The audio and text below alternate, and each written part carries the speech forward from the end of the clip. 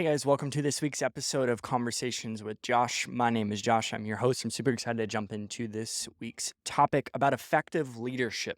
I think we got a lot of leaders in this world. We got a lot of managers, got a lot of leaders, but I don't know if we have a lot of effective leaders, especially in the executive level of leadership. I really want to hit some topics today that I think will help you be m- a more effective leader because I think we all have a little bit to grow. I don't know if we ever arrive or we ever make it. So these are some simple observations through my research and also hearing from others, including some of you listening to this, on how to be an effective leader. Executive effectiveness is a requirement for individual effectiveness and achievement. If you want to be a high achiever, if you want to be effective in your individual life and you're also team and business that you are building, you need to become effective. The effectiveness is it. And there's a lot of leadership podcasts, I'll say this, that deal with leading others or managing others or leading up or leading down. But this episode is about leading yourself. In my opinion, you cannot lead others if you don't lead yourself. There's so many different books and resources online, including some of the episodes that we've made about how to lead others, how to lead somebody else, how to lead somebody to Jesus, how to lead somebody in a business meeting, there's so many different ways to lead other people, but at the end of the day, we need to be able to lead because nobody else is going to be there for you when you most need it. It's going to be you. You need to be able to understand how to lead yourself. So we got to understand that as leaders, because this is for leaders. This episode is for a leader. This is for somebody who leads somebody else. Like a leader is somebody who actually has followers. If you don't have followers, you're not a leader. You might have leadership potential. I believe we all do, but at the end of the day, our responsibility is to be able to lead ourselves so that we can lead others. Leadership growth on your team, by the way, is a reflection of your growth yourself. So this episode is going to be about the unique user, the unique person that is you listening to this. So we got to understand what's the goal here. What's the goal of leadership? What's the goal of being a manager at a company? The goal is effectiveness. The effectiveness is the goal. Many imagine, strategize, dream their lives away, including myself in moments where you get in this vision tunnel where you're so focused on the future, you're so focused on what's next, but you don't understand how to steward now. And our responsibility on this episode is going to be to steward the now and steward effectiveness, because how you steward boring moments will be how you steward big moments. And just as much as we need to value the big moments and have vision and be a vision-oriented leader, scripture that I follow, the Bible says that where there's no vision, people perish. So if you don't want people to perish or cast off restraint or leave, you need to have vision. But vision without implementation is hallucination. You need to be able to actually implement and be effective in your ideas. So the best way to measure or determine a good leader is by their ability to get the right things done. A great leader's ability involves doing what other people have overlooked, done poorly, and avoided, which, by the way, is unproductive. Intelligence, smartness, imagination, knowledge can be wasted if you don't know where to put your time. In other words, intelligence, smartness, imagination, knowledge can be wasted if you don't become effective. Effectiveness is everything. I think 99% of the time we're sitting in imaginary bubbles, visionary bubbles, these meetings even that you're kind of wasting your time. And I hope that by the end of this podcast, you will know where to put your time, because where we put our time in is really a representation of what we value. And I want you to value effectiveness. I want you to value being on a winning team, which means being a winner. So where do you put your time? Let's not start with plans. Let's start with ideas. Let's not start with vision. Let's start with time. Practically, where do you put your time? And I would assume that you have a calendar. Even you probably have an assistant that is putting together a calendar for you. You need to be able to accolade your time just as much as you would accolade finances. You need to cut back on any unproductive time spent. And this is in the work hour, right? I'm not talking about your 24-hour day, although that matters. You need to tell your time where it goes. You don't just hope things happen or expect things to get done without it actually being on a calendar. Yes, absolutely. But what are the core things that you need to get done every single day, and where are those on your calendar? When are you most effective? This whole podcast is about being effective. When are you most effective? Is it in the morning? Is it the afternoon? Is it the mid-morning? You got to know what works best for you, but you also need to cut back on any unproductive time spent. So maybe you're in a meeting that is an hour long in your 8-hour workday and you literally don't say a single word. You're probably not needed in that meeting. That's okay. You don't need to be in every meeting. You don't need to be in every conversation. You don't need to be in every single message and email thread. You really don't, because those are things that are going to be cutting back from the time where you can actually spend doing things that produce value in yourself and your organization. So this doesn't mean more time, by the way. This means less time being spent on things that don't matter.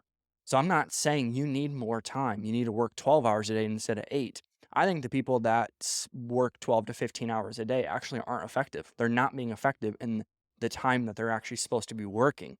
I would venture to say they're either on their phone, they're talking to people, they're sitting by the water cooler, like in the old times where everybody is just in the office and there's this water cooler culture, which is fine if that's something that you value. Again, this is all about values and what at the end of the day is more effective to you. If company culture and friendships is your number one priority, which I think culture should be, but if friendships and relationships is your number one core value, that's fine. Just allow that to be your measurement of effectiveness.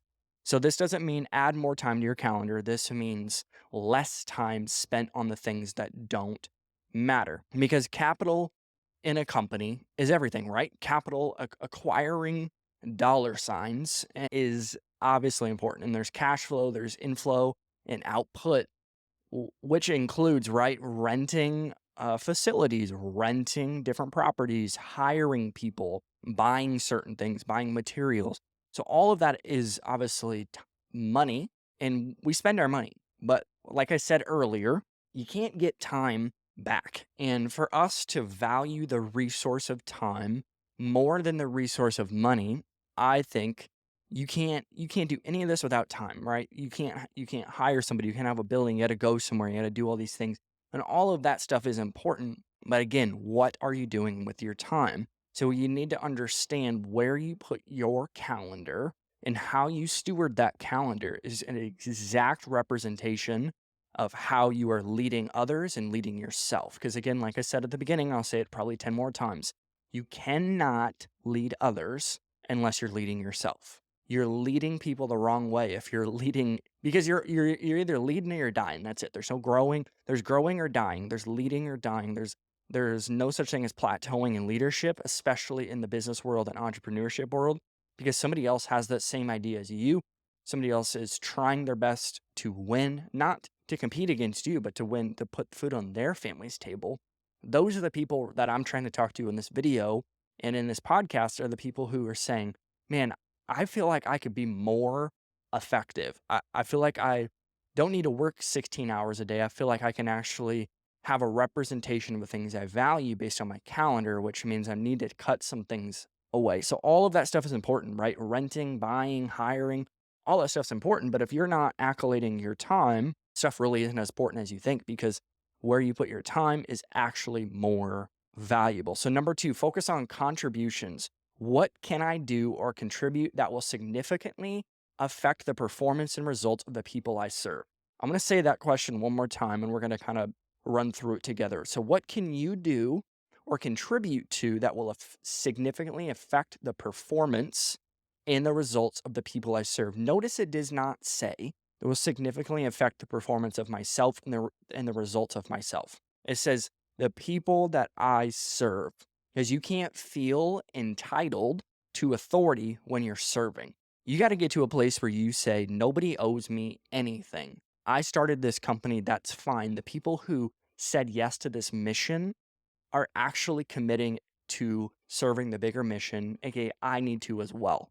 They're not there to serve you. They're not there to do that unless that's something that you want, and that's a whole different podcast. But our responsibility is to focus on contributions. You need to focus on actually what is effective and significantly affecting the performance and the results of the people you serve.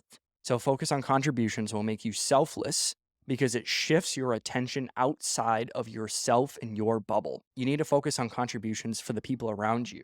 Maybe you have directors underneath you. What do those 5 people need from you to produce results within their teams.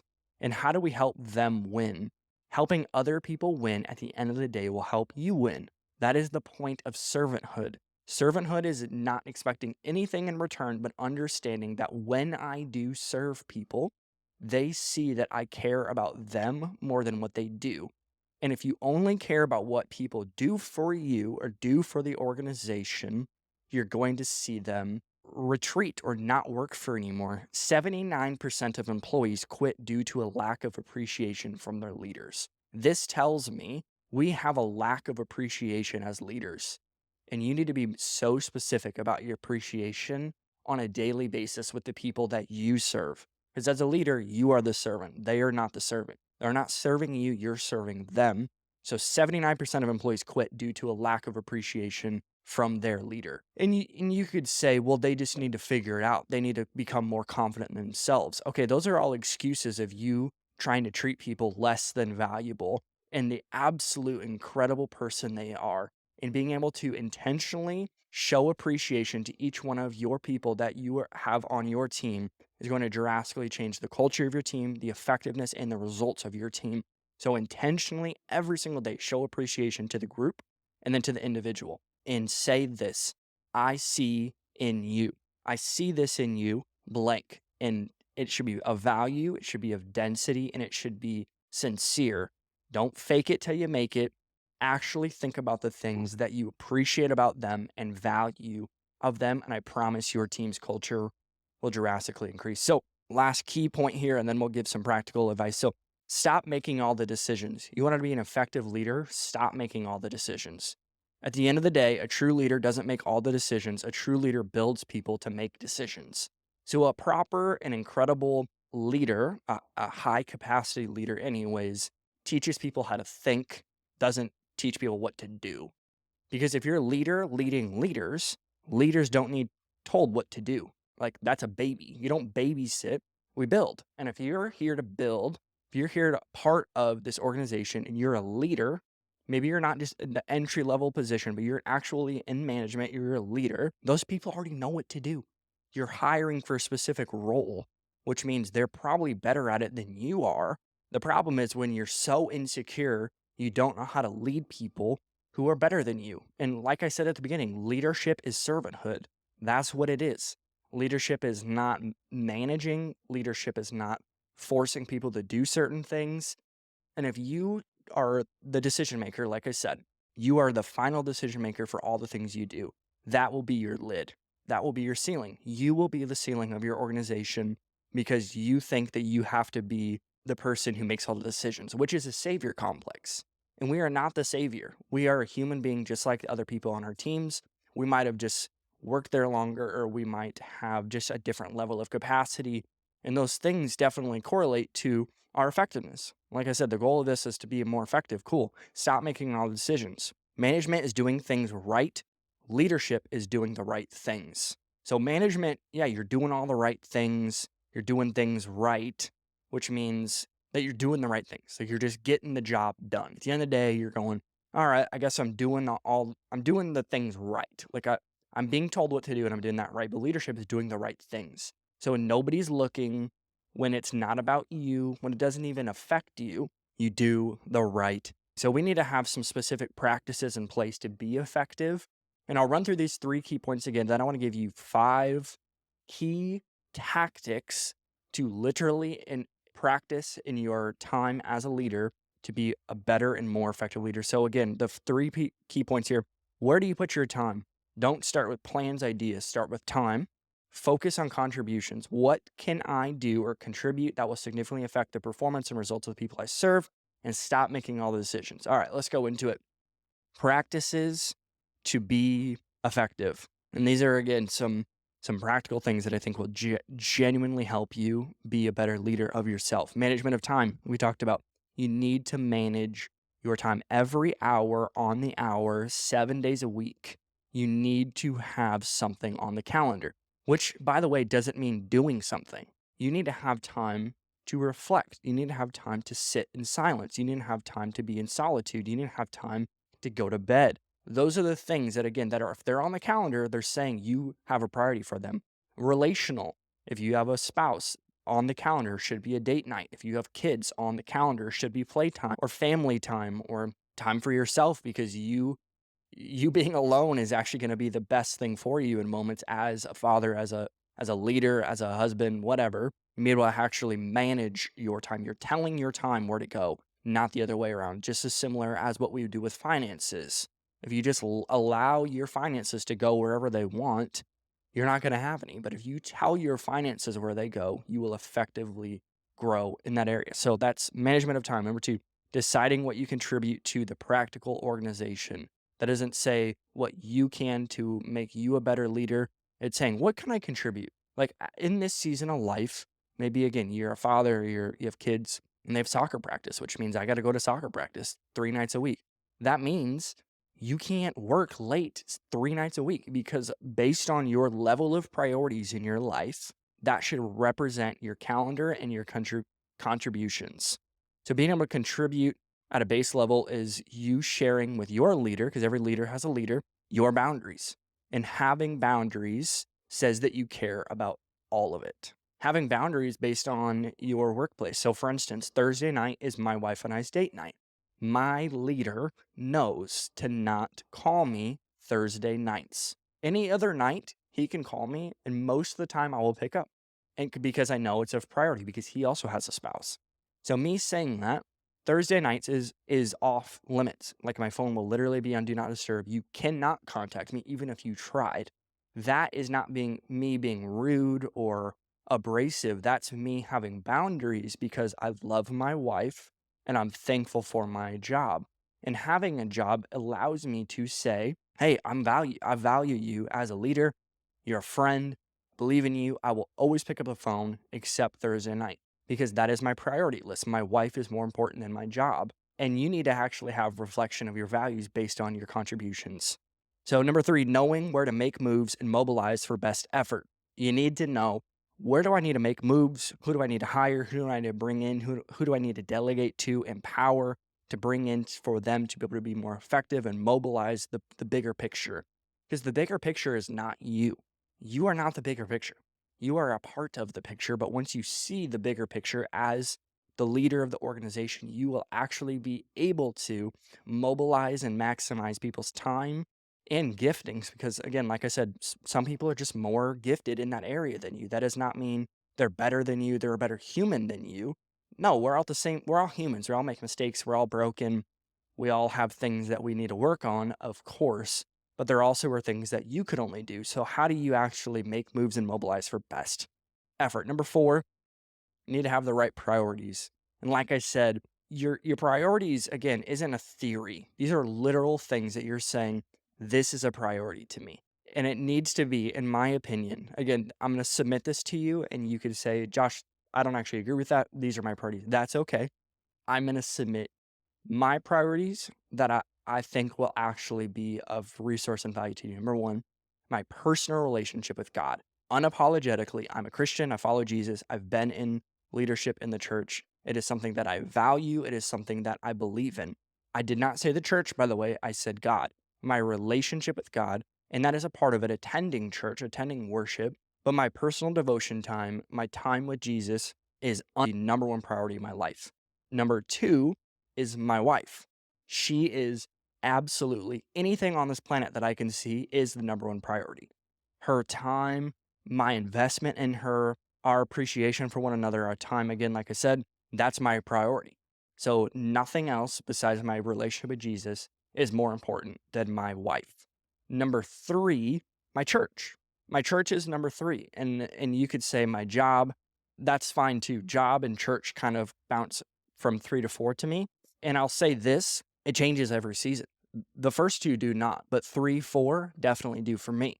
Because there's times where I'm working full time in a church. There's also times where I'm doing podcasts for a living or working with organizations for marketing and creative strategy.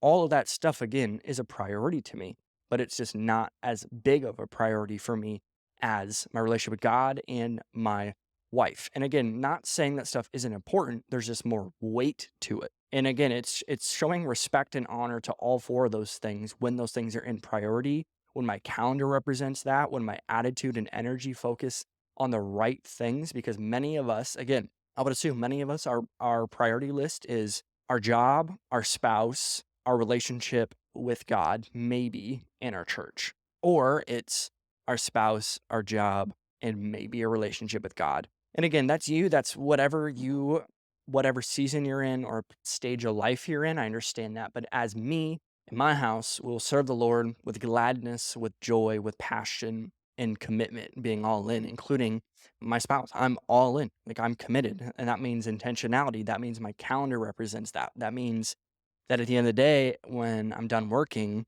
and my wife asks me to take out the garbage, I'm going to take out the garbage, because what I just did is not more important than my priority list. So you need to decide the right priorities. And number 5, how do we weave all these together with right decision making? Again, all of this comes down to your decision making as a leader. How you got to the place of the leadership you are in right now was a representation of your decision making. But each level of leadership you acquire or gain, there's a new level of decision making, a new level of thinking almost. And you can see how you've progressed, because as an entry level position or just starting out as a volunteer in your church and now you're at XYZ, that doesn't mean that you're higher on the totem pole, but you've just acquired more knowledge. Again, you never acquired more gifting. Your gifting just opened up and you were able to capitalize on that. And I'm thankful for that. Honestly, each one of you listening to this or watching this, I'm thankful that you have giftings that I might not have or somebody in your organization might not have. That is wonderful. And that's exactly how God created you, to be the winner you're supposed to be. So we need to weave all these together with the right decision making. And right decision making comes from right thinking, right? Our thinking is 99% of the time the problem and the solution to all the things we just talked about. And I would say most of us are just too busy to think. You're too busy to think. You're watching so many TikTok videos, or you're working way too much and you wake up 10 minutes before you need to get out the door. So you rush and get a breakfast together and you don't brush your teeth and you just leave, but you don't actually spend time by yourself in solitude, even with God, thinking about, God, what do you want my life to look like? What are the things that I need to prioritize as a man of God in your church today? Those are the things that truly, truly will increase your trajectory as a leader and as a follower of Jesus, even. Are the times where there is no specific agenda. It's just a blocked time on your calendar saying, God, you're a priority to me. You can't walk into the doctor's office and just expect an appointment. You can't, unless it's urgent care. But if you're going for a specific need from your doctor, orthodontist, like, you can't just walk in and say, hey, I need my braces tightened. They'd say, no, you need to have an appointment. And similar, God is obviously always available. He's omniscient. He's for you. But at the end of the day, we didn't have an appointment with him. You need to set an appointment with him. And I promise you, he will always be there for you. And he will always meet your need in that moment. So the best leaders are not the ones who give orders, but those who know when to lead and when to follow. And that's our last key point. The best leaders are not the ones who give orders, but those who know when to lead and when to follow. As a leader, you need to be able to understand there's times where I'm leading, there's times where I'm talking in the meeting, there's times where I'm facilitating the meeting, but there's also times where I'm following. Those are the times where true humility is tested, or your ego flames up and flares up because you don't know how to allow other people to lead and other people to win. You need to have people win. Being able to have people win on your team makes you win, because if the team is getting better, if the team is growing, that means you are growing as well. So if you want to be the best leader you can possibly be, maybe it's time for you not to lead that meeting. Maybe it's time for you not to attend that meeting. Maybe it's time for you to not attend that leadership night and allow you to get out of the way. Because as a high authority leader in your space, there's going to be times where people are just genuinely looking at you for the answer. And that's because you are the leader. You are their leader and they're following you, which is beautiful, by the way. So maybe the best thing for your team is for you to get out of the way. Take the day off.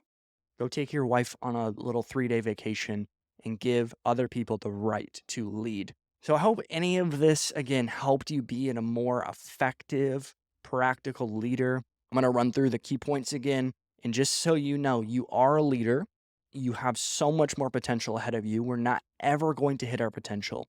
We have endless potential. Our right and mandate is to reach our purpose. Our purpose is so attached to the way God has designed us. So where do you put your time? Where you put your time, again, is what you value. And if it's not on your calendar, I would venture to say it's not actually a value and a priority to you. Focus on contribution. So, what can you contribute to today that will push the vision of your company forward and stop making all the decisions? Allow other people to come in the room, make decisions, and be the leader that they're supposed to be. This is a shorter podcast this week. I want to value your time.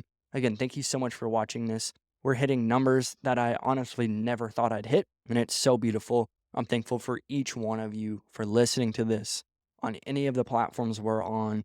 We just moved podcast platforms to test it out, and it's been so wonderful and so incredible. I'm so excited for all the things ahead. Thank you so much. We'll see you next week.